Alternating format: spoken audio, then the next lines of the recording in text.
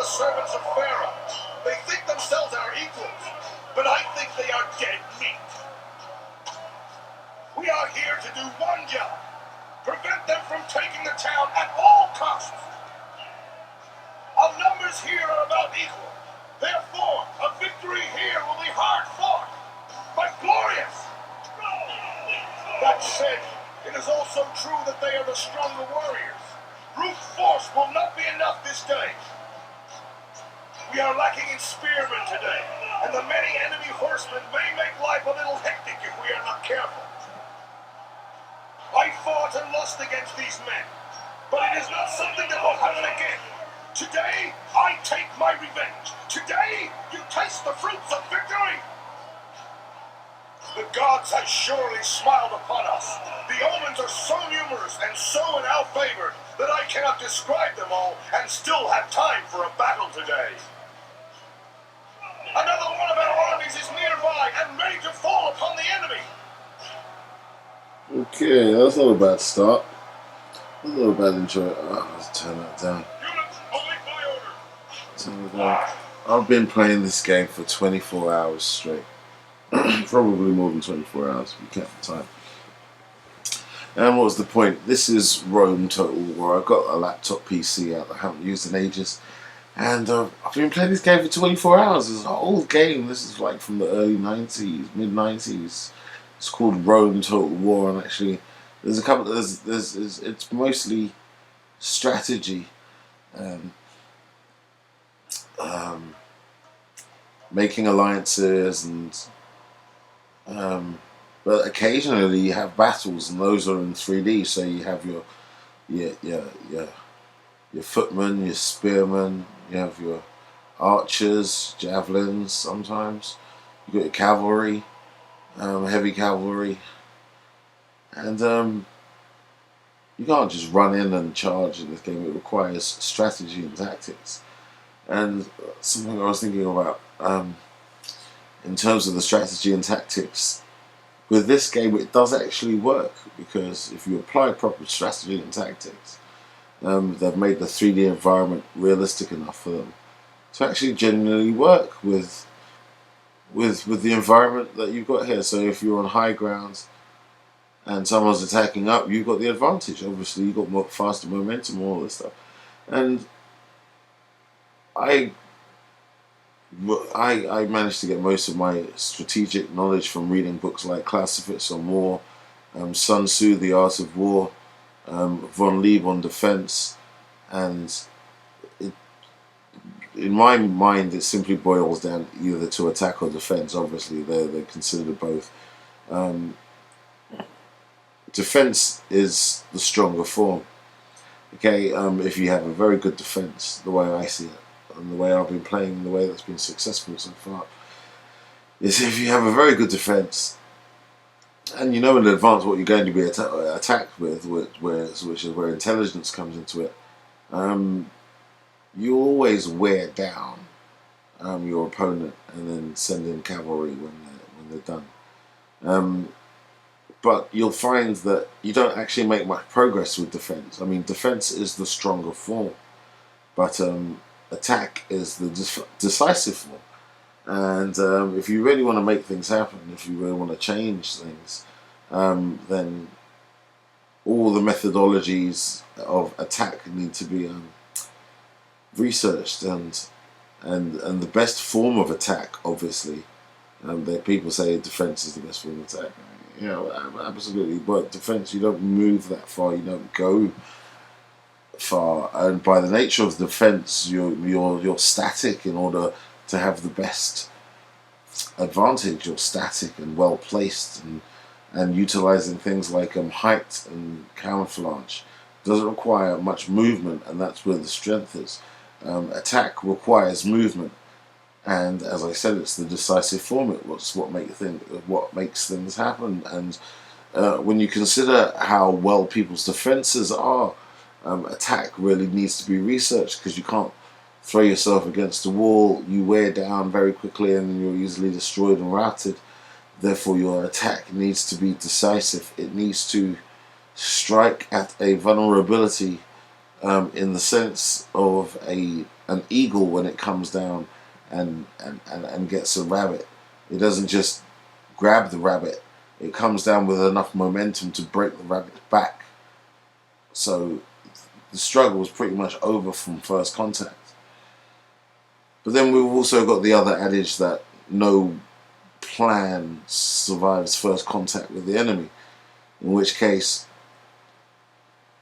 you need to attack with certain intentions and have enough training and enough defense to be able to fall back to a comfortable position if required.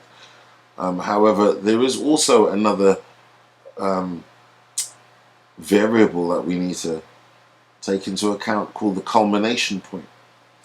Now, the culmination point is when you attack with your plan in hand, people respond.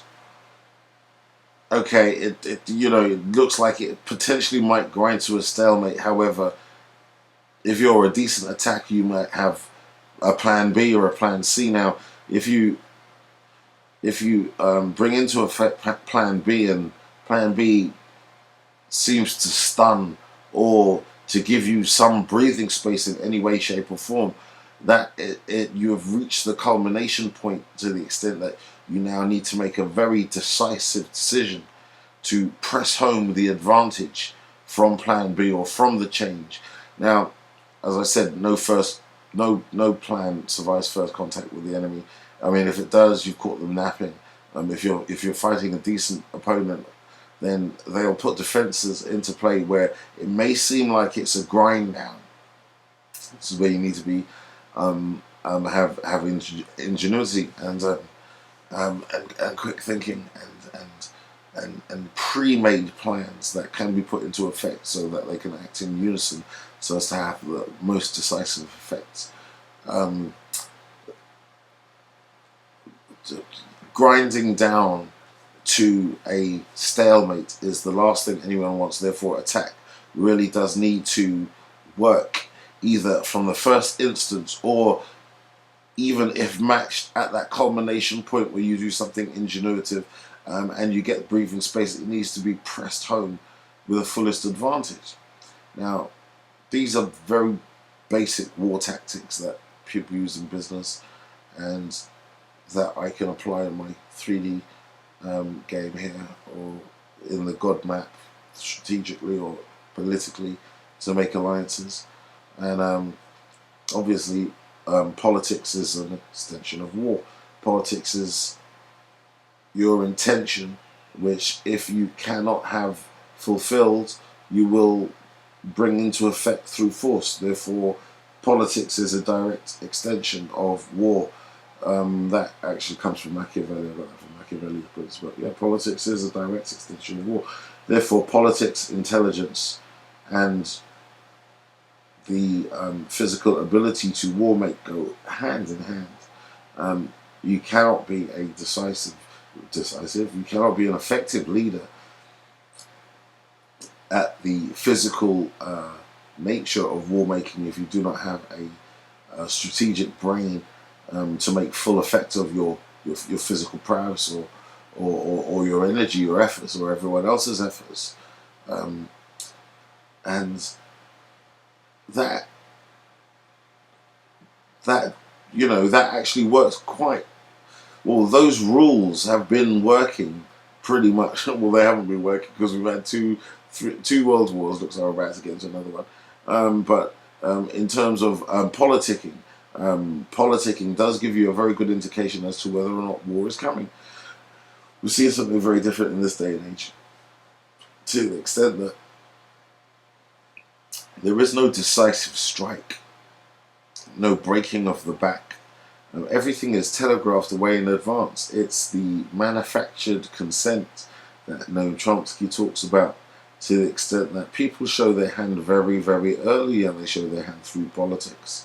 And for you to not expect some form of war making to come as a derivative of not getting your way through politics, if you do not think that that is the eventuality that is planned, then you're in cloud cuckoo land, because what we're seeing at the moment is a complete departure from old style war making, to the extent that the powers that be let you know way in advance, by the way, we're going to war, and look, these people use condoms. How many times have we seen the same tactics used in Libya, used in in Iraq with Saddam Hussein, all of these boogeymen? And it would appear with the whole Coney thing, people are trying to push it all over again. I mean, I thought we'd had the end of it. It came out. We all laughed at it. Yeah, Coney 2012. They gave it was embarrassing. It was an embarrassing psyop that went bad, and they gave the director some bath salts, and he freaked out like everybody else on bath salts freaked out. And we thought I'd put that to bed. And then I come home, and then Panorama's on TV about Joseph Kony, and they're like beating us over the head. They're telling us way in advance, listen, we're going over there, these are the bad men, these are the bad men. We're like, these are not the bad men. There were no weapons of mass destruction. Gaddafi wasn't bombing his own people. He didn't give violence. I mean, the same tactics are employed over and over again, to the extent that you have to think, well, if this is working, if this methodology of manufactured consent by brainwashing the general public into validating war making, if that happens in a general sense, and we're all left looking around going, what, is this actually working? Then we have to understand that, yeah, we are very separate. There are zombies out there. They are complete, culturalized zombies who take in everything as though it was gospel. ITV News wouldn't lie to them. BBC News wouldn't lie to them. And from secretive war making, Sun Tzu style void and actuality considerations, as in, there's the space, it looks like the space, but what's actually out there? Is that the space, or are there 100 Vietnamese camouflaged out there? Do you know what I mean? What's actually out there? I mean, does it look like there's an entire troop out there, or are you just making loads of dust with 2 or 3 horses to make it look like an entire column are coming? You know, in order to attract attention in a certain direction. You've got void and actuality. All of these considerations have pretty much gone out the window to I'm telegraphing this to you way in advance. We're telling you what's going to happen way, way, way in advance. And some of us are postulating this eventuality and being made to look like they're crazy. However, as time goes by, the media comes out and says, "Oh yes, the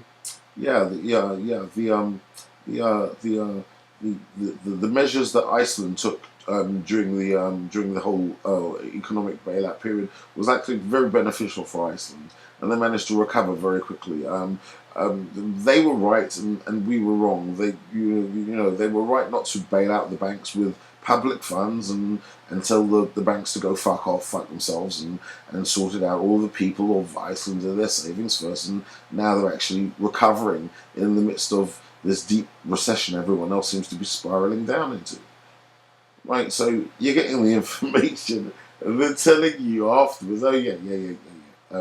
They were right. The people that stood out, the people that looked like the freaks, the people that looked like the rebels that everyone was painted in a bad picture, by the way, they were right. How long are you going to wait to be proven that you are wrong if you are asleep? And if you don't know what I mean by if you're asleep, if you cannot see that war is on the horizon, if you cannot see that things are about to radically change in this country in a very nasty way, I think. And I'm not sure whether I want to be around when it does, but to ignore the signs is to have your head almost like you're in the American dream, and look what that country's turning out to be right now. I mean, at some point, England is going to go down in this economic dissolution of the EU that we're seeing. Even though we're not part of the currency, we're going to still see the breakup. We're still going to feel the ramifications from that. And I see people going on holidays left, right, and centre as though it's nothing. I don't know. Maybe it's me, but yeah. I mean, decisive strategy has gone out of the window to the extent that I think the powers that be just really do think the general public are so thick and slow that they can just trot out the agenda way in advance. Keep telling you, keep telling you, keep telling you, keep telling you, and even if they do create a false flag, they'll say, "Look, we've been telling you this was going to happen."